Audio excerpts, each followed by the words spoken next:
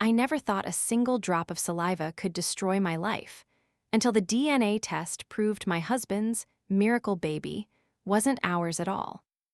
My name is Erin Carter, 34, high school biology teacher by day, infertility warrior by night.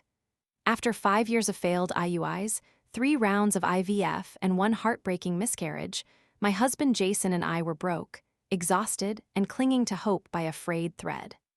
We mortgaged the townhouse, emptied retirement accounts, and learned more about follicles and progesterone than any couple should. In group chats with other TTC women, I joked that my uterus had seen more specialists than a celebrity's face. Jason, software engineer, eternal optimist, kept faith alive. "One day, babe, the universe will surprise us," he'd say, squeezing my hand when test after test came back negative. Still, by year 6, even he looked worried whenever I shelled out money for prenatal vitamins we both knew might expire untouched. Then 8 months ago, Jason burst through our front door, eyes shining. "Erin, hear me out, don't freak. I found a way." He explained that a coworker's distant cousin, Melissa, had offered to be a gestational surrogate. She'd seen our struggle through an online forum. "She's healthy, has 2 kids already, and her fee is modest," Jason said, voice trembling with excitement. According to him, Melissa admired our perseverance and just wanted to help a family. I'd read horror stories about shady surrogate deals, but the thought of cradling my own baby, my genes, Jason's grin overrode every warning siren. Plus, Jason was glowing with hope I hadn't seen in years. We met Melissa via Zoom, a poised brunette in her late 20s, bright smile, soft Southern accent. She spoke warmly about pregnancy, I loved carrying my boys, and said money wasn't her motive. She simply felt called to give another couple the gift of parenthood. I cried right there on camera. Jason fast-tracked everything. He said his company's new health plan would reimburse half the medical costs. He and Melissa arranged appointments at a clinic near his office, easier with her schedule, he claimed. I was busy with state testing season, so he texted constant updates. Embryo transfer successful, heartbeat detected, Melissa craving pickles and milkshakes, classic. Each ping on my phone felt like the universe finally paying its debt. 4 weeks before the due date, Melissa developed mild preeclampsia. Her OB recommended induction at 37 weeks. Jason insisted I stay home grading finals while he flew down early to handle paperwork. I protested. I wanted to be there for our daughter's birth, but he said hospital COVID rules limited support people.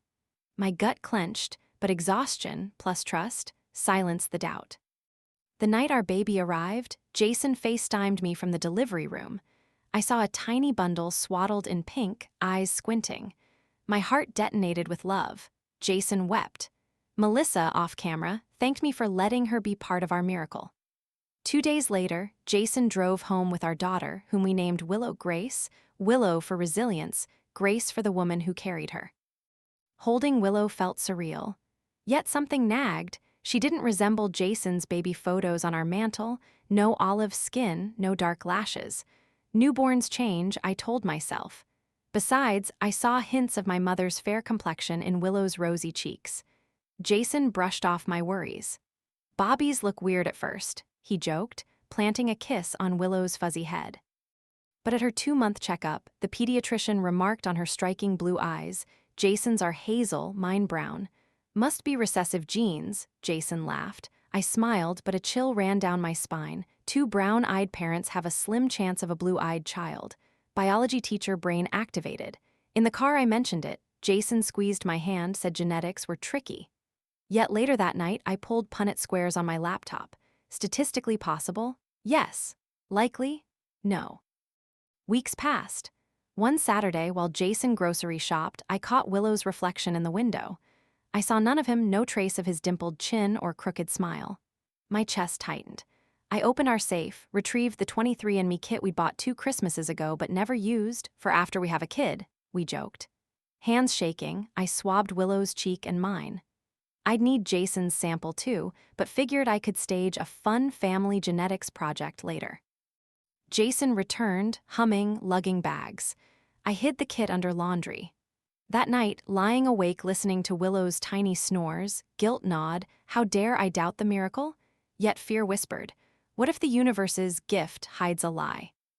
Looking back now, I see denial is a cozy blanket, warm, comforting, and heavy enough to smother intuition. Still, the seed of suspicion had sprouted. All it needed was light. That light arrived 3 days later when I got an email from the clinic Jason had used, an automated survey sent to his work address, which auto-forwarded to our shared home account. The header read, "Thank you for choosing Meadowbrook Fertility for your private donor insemination." My blood froze. Donor? Why donor? Our embryo was supposed to be genetically ours. I confronted Jason that night. He blanched, fumbled, claimed it was clinic jargon. I wanted to believe him, but the word echoed, private donor.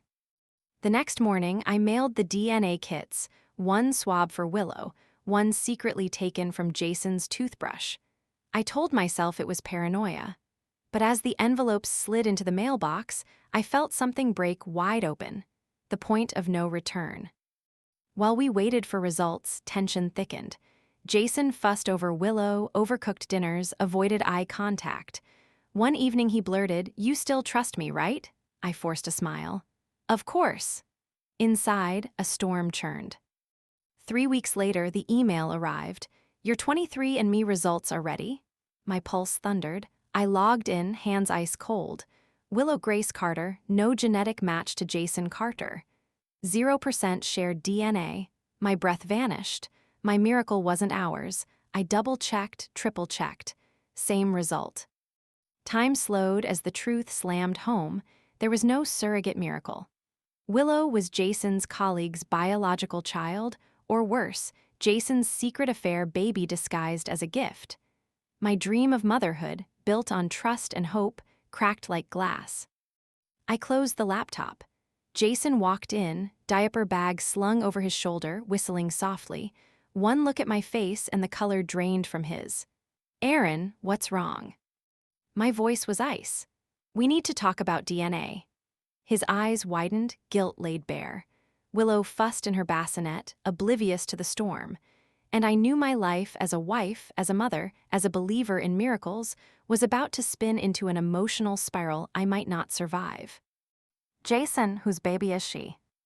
The words escaped before I could soften them. My voice shook so hard I barely recognized it. He froze in the doorway, clutching a bottle of formula. "Erin, what are you talking about?" I sent the DNA kit. I held up my phone, the 0% match glaring like a siren. "You're not her biological father, which means Melissa wasn't a surrogate, so tell me the truth now." The color drained from his face.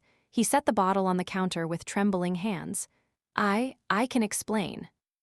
"Oh my God, seriously," I snapped. "Explain how you lied about everything. Explain whose child I've been rocking to sleep every night." Willow whimpered in the bassinet. Jason flinched, eyes flicking to her tiny face. "Lower your voice," he hissed. "Don't you dare police my tone," I fired back, keeping my voice just above a whisper. "You robbed me of consent, Jason. That's worse than volume." He raked a hand through his hair, packing. "Look, Melissa isn't a random coworker. She's on my team, a close friend." "A close friend?" I felt bile rise. "Did this close friend accidentally get pregnant with your child?" Jason's shoulders slumped. "No, she and we slept together once at a work conference after our third IVF failed. I was drunk, angry at the world. She got pregnant." My knees buckled. I sank onto a chair. "You had an affair during my miscarriage recovery." He squeezed his eyes shut. "I messed up. When she told me she didn't want to keep the baby, I begged her to carry to term. Then I panicked, thought if I framed it as surrogacy, you'd accept her." Hot tears blurred my vision. "So you staged a miracle to hide an affair?" He nodded, tears streaking down his cheeks. "I was scared you'd leave. I thought once Willow was here, we'd what? Raise your affair baby while I called her my miracle daughter?" A harsh laugh escaped. "You turned my deepest pain into your cover-up." Willow's cries escalated. I scooped her up, heart pounding. She nuzzled my neck, innocent, perfect. My fury warred with love. How could this tiny life be born from such betrayal? Jason reached out. "Please let me hold her." I stepped back. No, you've held enough lies. He crumpled to the floor, sobbing. The sight should have won sympathy, but numbness wrapped around me like ice. I'm calling Melissa, I said.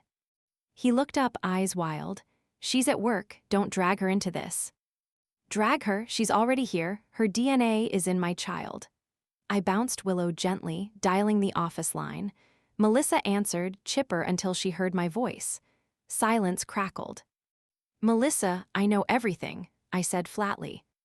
She whispered, Erin, I'm so sorry. Save it, come to my house tonight, we talk face to face. No more lies, I hung up. Jason wiped his eyes. Please don't do anything rash. Rash, I echoed, shaking my head. Rash was forging parenthood papers. He opened his mouth, but I held up a hand. Leave, go to a hotel. Tonight I want answers from the woman who helped you destroy our marriage. He hesitated, tears flooding again.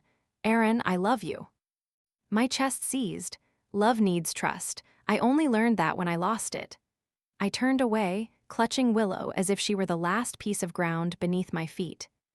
Hours crawled.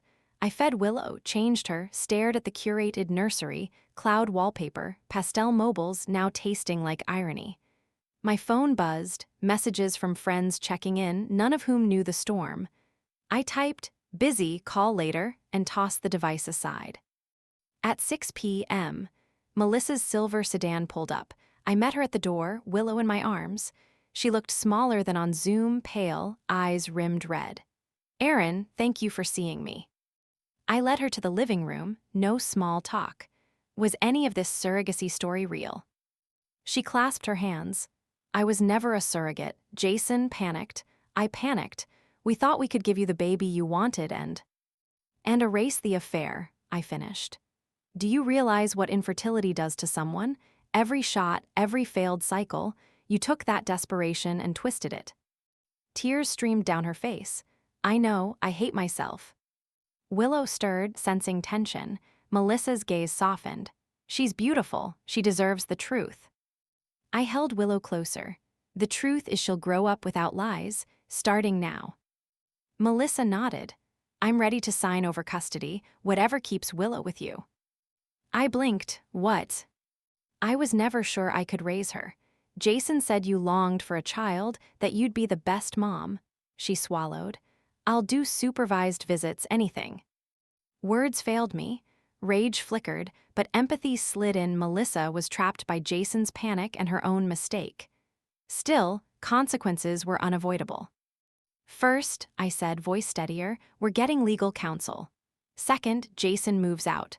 Third, Willow will know her story someday, but on my terms. Melissa nodded, relief and sorrow mingling. I'll cooperate. I'm sorry, Erin. Her apology hung there, impossible to accept yet necessary to hear.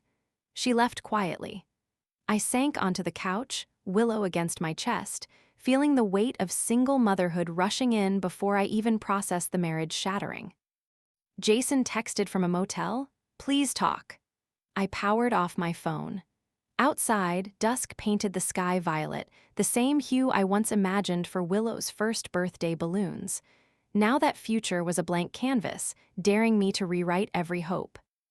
Looking back, I see this night as the true beginning of the emotional spiral. The affair revelation was the twist. What came next? Custody battles, legal labyrinths, and the slow forging of a mother-daughter bond born from betrayal would test every limit of my love and sanity. But as Willow's tiny fingers curled around mine, one truth anchored me. Biology may fail, partners may betray, but a mother's resolve, once born, does not break. The next morning, I woke to Willow's soft coos and a pounding in my temples. Sunlight slipped through half-closed blinds, illuminating the bassinet and the empty space where Jason's pillow used to be. I stared at that dent in the mattress, feeling equal parts grief and relief. Grief for the man I thought I married, relief that the lies had finally left the building. Coffee in hand, I called Lydia Park, the toughest family law attorney in my district. I'd helped her son with AP Bio, and she once joked she owed me a favor. When I finished the bare-bones summary, affair baby disguised as surrogacy, she whistled. That's a new one. Her tone turned flinty. First step, establish legal maternity. Surrogacy paperwork is fraudulent, so we petition to list you as Willow's adoptive mother and Jason as biological. Then we negotiate custody or, if he resists, fight. Fight, the word sat heavy, but I nodded. I'm in. Jason texted mid-call, let's talk, I want to come home. I ignored it. 10 minutes later, Melissa and I agree you should stay, Mom. Can we fix this? My fingers shook. Fix, as if patching a tire. I silenced the notifications. By noon, Lydia emailed filing instructions and recommended a DNA test for Melissa to close any courtroom gaps. I dreaded asking, but Melissa agreed instantly. Anything Willow needs, she said, voice barely above a whisper. That afternoon, I met Jason at a neutral site, our community park, wide open, no walls for anger to ricochet off. He approached, eyes puffy, hands stuffed in hoodie pockets. I'd left Willow with my neighbor. This was business. He stopped 2 feet away. Erin, I'm a monster, I know, but I love you, both of you. Please let me come home. A breeze rustled the budding maples. I folded my arms. Home is where truth lives. You chose lies. He flinched. I panicked. Infertility broke me too. When Melissa got pregnant, I thought God was giving us a shortcut. I laughed, the sound bitter. A shortcut to fatherhood via adultery, creative theology. My voice softened, exhaustion seeping in. Jason, I'm filing for divorce and full physical custody. You can petition for visitation once you prove you're stable. His eyes filled. You take her from me. I held his gaze. You took my agency, my trust, my finances. I'm protecting Willow from more chaos. He sank onto a bench, head in hands. I'll fight, he whispered. I know, I said, throat tight. That's why I hired Lydia Park.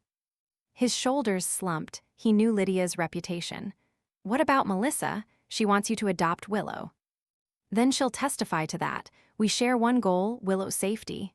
I stood, heart pounding. Goodbye, Jason. Walking away felt like stepping off a cliff and discovering I could fly.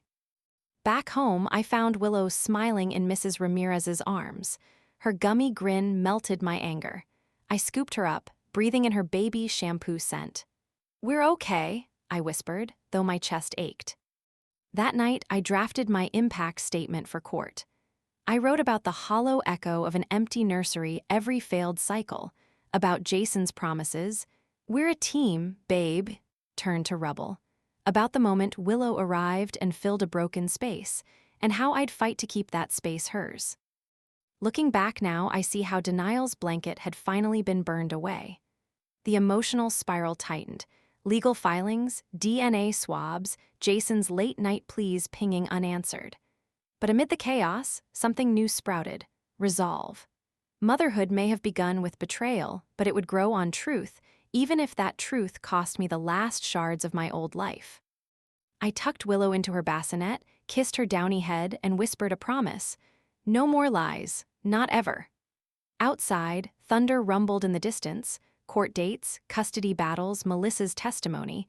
But inside, for the first time in years, I felt steady. Because a mother's resolve, once born, does not break. 3 weeks after filing, Lydia summoned me to her office for strategy day. Her conference room smelled of burnt coffee and high-stakes paperwork. She spread documents across the table. Motions, affidavits, a bright yellow sticky note reading DNA confirmed. Melissa was Willow's biological mother, no doubt. Seeing it in ink hit harder than I expected. Biology teacher brain whispered, Punnett squares never lie. Lydia tapped the adoption petition. Good news. Melissa signed unconditional relinquishment, nomming you as Willow's legal mother. Court hearing in 30 days. A breath I didn't know I'd been holding escaped. Thank God. Bad news, Lydia continued, flipping to another file. Jason's lawyer filed for joint physical custody, claiming you're emotionally unstable and denying paternal bonding. She eyed me over her glasses. We need proof you're the stable parent. Emotionally unstable? My hands clenched. I pictured all those sleepless nights, tear-stained shirts. But instability? No, I'd shown up for Willow every moment. What proof? Character witnesses, Lydia said. Neighbors, pediatrician, your principal, and a psychological evaluation, you'll ace it, but we file first before Jason suggests it. I nodded, heart hammering. Do it. That afternoon, I called Dr. Browning, Willow's pediatrician. She agreed to testify to my consistent presence at every appointment. Mrs. Ramirez offered a glowing letter. Even my principal, Mr. Jacobs, wrote about my dedication to students despite personal turmoil. Allies gathered, stacking bricks in my fortress. Jason, meanwhile, flooded my inbox with alternating pleas and threats. One email begged me to mediate, the next accused me of stealing his child. I forwarded everything to Lydia. "Let him dig his own hole," she replied. Melissa kept her distance but texted updates. Counseling sessions, regrets, a photo of her signing the relinquishment under tear-smudged mascara. "I know it doesn't fix things," she wrote, "but Willow deserves honesty." I stared at the image, her pen above the line that severed legal ties, and felt a strange mix of sorrow and gratitude. The psychological eval loomed.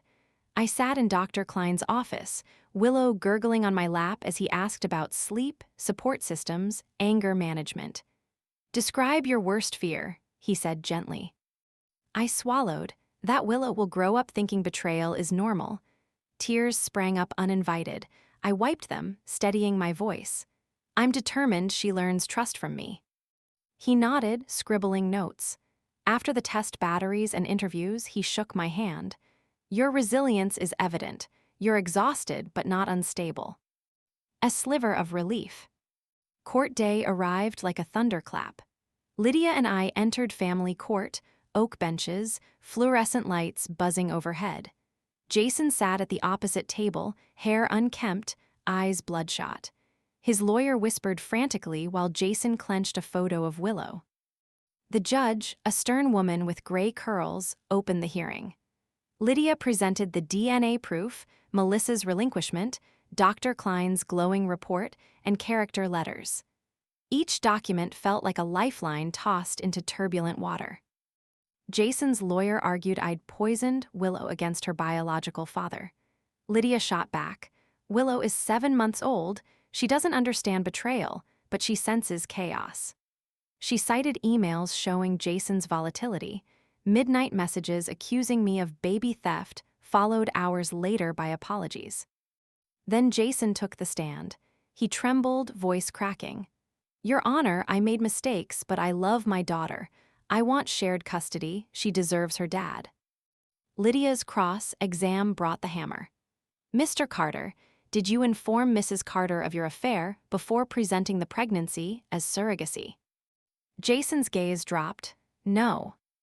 "Did you falsify paperwork indicating Mrs. Carter's genetic contribution?" He swallowed. "Yes." "Did you realize this deception could cause emotional trauma?" A whisper, "I hoped it wouldn't." Murmurs rippled through the courtroom. The judge's expression hardened. Still, Jason's tears tugged at something tender in me. Love for Willow had twisted him into this liar, but love without honesty? Hollow. After closing statements, the judge called recess. I paced the hallway, Lydia's hand on my shoulder. My stomach churned. What if Jason's remorse swayed the court? We reconvened. The judge spoke slowly, voice echoing. "Jason Carter's actions demonstrate a pattern of deception that undermines the child's stability. Primary physical custody is awarded to Erin Carter. Jason Carter is granted supervised visitation, contingent upon completion of individual therapy and parenting classes. Erin Carter's petition for adoption is approved, final hearing scheduled." Her gavel struck. Everything blurred, Lydia hugging me, Jason sobbing into his lawyer's sleeve. I felt simultaneously weightless and crushingly heavy. Custody secured, but the cost, our marriage, our trust, was irrevocable. Outside, Jason approached, eyes red. "I'll do the therapy," he choked out. "I thank you for loving her." I nodded, tears slipping free. "Love her enough to heal yourself," I whispered. That night, I held Willow under the soft glow of her nursery lamp. She cooed, tiny fingers grasping mine. "We made it," I murmured, though exhaustion threatened to topple me. Yet a new feeling unfurled, peace, fragile but real. Looking back now, I see the judge's decision wasn't the end of the spiral. It was the first solid ground after a long fall. There would be supervised visits, awkward exchanges, years of questions from Willow. But the truth, messy, painful, unbreakable, was finally ours. And from that truth, we could build a life not haunted by secrets but strengthened by what we survived. Because some lessons cost everything you once thought was secure. But sometimes, what rises from the wreckage is stronger than what was lost. 6 weeks after the ruling, the courthouse victory felt less like triumph and more like delicate glass I carried everywhere. One jolt, and it might shatter. Supervised visits happened every other Saturday in the sunny playroom of a community center. A court-appointed monitor, Ms. Devlin, sat at a corner desk recording every coo, diaper change, and awkward silence. The first visit gutted me. Jason shuffled in clutching a stuffed giraffe, eyes downcast. Willow, 8 months old now, stared at him like a curious stranger. He knelt, voice a rasp. "Hi, little sprout." She blinked, then reached for my hair instead. Ms. Devlin noted it on her clipboard. Jason's shoulders sagged. I hovered by the window, allowed but not encouraged to interact. The hour crawled. Jason tried peek-a-boo, Willow yawned. He offered a bottle, she pushed it away. Guilt flashed across his face, a father reaping the cost of deceit. I felt a pang of sympathy, then remembered the forged paperwork, the years of needles in my belly. Empathy retreated. Afterward, Ms. Devlin handed me her summary. No safety concerns. Attachment developing. Jason asked if we could talk outside. I agreed, monitor in earshot. He swallowed. Therapy's hard. My counselor says I need to own the shame. He met my eyes. Thank you for letting me see her. You fought for it, I replied, voice neutral. I buckled Willow into her car seat, each click like punctuation on a sentence I never wanted to write. Back home, I collapsed on the couch, Willow babbling at a soft toy. My phone buzzed text from Melissa. Thinking of you, how did the visit go? She'd begun weekly check-ins, never pushy, offering pumped breast milk. I declined, mixed feelings, but accepted her medical history for Willow's pediatric file. Boundaries in progress. March brought the final adoption hearing. A brief formality, Lydia said, but I still trembled entering the courtroom. Melissa testified via Zoom, voice steady. Erin is the mother Willow deserves. The judge signed the decree. My lungs finally expanded fully for the first time since the DNA email. We took a courthouse photo, me in a navy dress holding Willow in a white knit hat, Lydia beaming beside us. No balloons, no Instagram filters, just raw relief. Yet life after court isn't credits rolling. Bills piled, attorney fees, therapy copies, formula costs now fully mine. I picked up summer school teaching for extra cash, nights grading papers while Willow dozed in a sling against my chest. Exhaustion gnawed, but each tiny milestone, her first laugh, her wobbly attempt to sit, fueled me like espresso. One rainy Tuesday, Jason emailed his latest therapy report. Completed 8 sessions, attending Gamblers Anonymous, 0 relapses. He requested transition to unsupervised daytime park visits. Dr. Klein reviewed and agreed. My pulse spiked, fear of losing control, but Klein reminded me, healing includes safe risk. I said yes, with Lydia drafting a strict schedule. The first park visit amazed me. Jason arrived early, sober-eyed, picnic blanket in hand. Willow, now recognizing his face from visits, offered a shy smile. He read her brown bear, voice trembling but steady. For the first time, I saw not a liar, but a father trying to rebuild burnt bridges one board at a time. Weeks rolled into a tentative rhythm. Visitation, daycare drop-offs, court-ordered co-parenting class, we attended via Zoom, awkward but civil. One night, the instructor asked us to list 3 truths learned from this crisis. My chat entry. Secrets multiply pain. Biology alone doesn't make a parent. Boundaries protect love. Jason typed. Shame corrodes love. Fathers earn trust daily. Miracles aren't shortcuts. I blinked at the screen, unexpected tears forming. I spent the entire week before Willow's first overnight with Jason swinging between calm logic and pure panic. Logic said, court, therapists, and my own eyes all confirmed he was sober, stable, and mad in love with his daughter. Panic whispered, a man who once forged surrogacy papers could relapse into lies overnight. Thursday evening, I packed Willow's diaper bag as if prepping for a polar expedition. Extra onesies, 2 thermometers, her favorite sheep plushie, laminated feeding notes. Jason arrived right on time, freshly shaved, a quiet determination about him. He scanned my checklist without complaint, then knelt to buckle Willow into his car seat. She gurgled, unconcerned. My heart, however, pounded like a trapped bird. At the curb, Jason paused. I'll text when she's asleep and again if she wakes. Anything else? I surprised us both by blurting, bring her back if you feel overwhelmed. No shame. His throat bobbed, I won't mess this up. I watched his taillights disappear, then walked inside to a silence so loud my ears rang. I tried distractions, graded essays, scrubbed grout, binge-watched baking shows, but my mind replayed every worst-case scenario. At 8 p.m., Jason texted a photo, Willow in fresh pajamas, half-moon eyes drooping. We read Goodnight Moon twice. Bottle 6 Oz, she's out. I exhaled. An hour later, another ping, storm rolling in, power flickered but holding. Anxiety spiked. Jason's apartment complex was in a flood-prone zone. I typed, any leaks, emergency kit handy? He replied with a thumbs-up selfie beside a flashlight. I forced myself to trust. Still, I slept fitfully, waking at every thunderclap. At 3, my phone chimed. Adrenaline shot through me, then relief. A 10-second video of Jason rocking Willow against his chest, softly humming, You Are My Sunshine. Caption, she stirred, settled right down. Tears slid onto my pillow, grief and gratitude braided together. Morning light crept in. 7 a.m., right on schedule, Jason's car pulled up. I raced outside in slippers, heart hammering. He stepped out, hair tousled, eyes tired but bright. She slept 7 hours, he announced, pride leaking into his grin. He lifted Willow from her seat. She reached for me with a squeal. My arms ached with relief as I buried my face in her soft neck. Inside, Jason handed me a neatly written log, feedings, diaper counts, nap times. I followed your routine, he said quietly. It works. I poured coffee for us, our first peaceful kitchen moment since the truth exploded.